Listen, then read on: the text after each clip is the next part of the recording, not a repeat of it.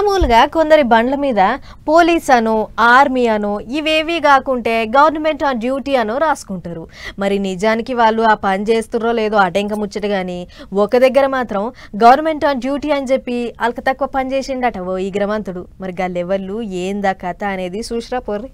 ఏదో మునిగిపోయే పనున్నట్లు రువ్వడి మీద దంచుకొస్తున్న గీ కార్ను చూస్తుర్రు కదా, గీడే ఆ కారోడు. మన రాష్ట్రం కాదు, మన కథ కాదు, బయటి రాష్ట్రం బండి. అయితే కుత్కెల దాకా గంజాయి గుంజిన ఈ బండోడు వైజాగ్ దిక్కు రయ్య రయ్య దంచుకోబోతుంటే పోలీసోళ్లకు అనుమానం వచ్చి ఆపిర్రట. అది చూసి పోలీస్ బండి అద్దాలు పగలగొట్టి మరీ ఆడికించి గిల్లయ్యిండు. బండి యూటర్న్ తీసుకొని కొట్టుకుపోతుంటే ఇంతలో పోలీసోళ్లు టోల్ గేటోళ్లను హుషారు చేసిర్రు. ఓ కార్ మీద గవర్నమెంట్ ఆన్ డ్యూటీ అని రాసి ఉంటది, లోపల పోలీస్ డ్రెస్ తగిలించుకుంటది, జర్ర మీ దిక్కొస్తే పట్టుకోర్రి అని బండి నెంబర్ తో సాతులా రాసి పంపిస్తే అది చూసి బండిని ఆగబట్టిర్రు టోల్ గేట్ వాళ్ళు.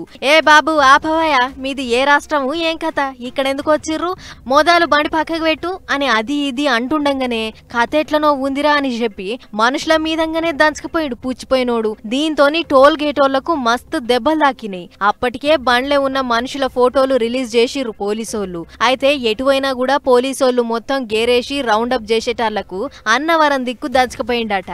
దీంతోని ఎవడో బయటి రాష్ట్రపోడు మన దిక్కొచ్చి ఆగం పట్టిస్తుండు. చూస్తుంటే గంజాయి బ్యాచ్ లెక్కనే కొడుతుండు. జర్ర అన్ని స్టేషన్ల పోలీసోళ్లు ఊర్ల పొంటుండే జనాలు సోయి మీద ఉండుర్రి.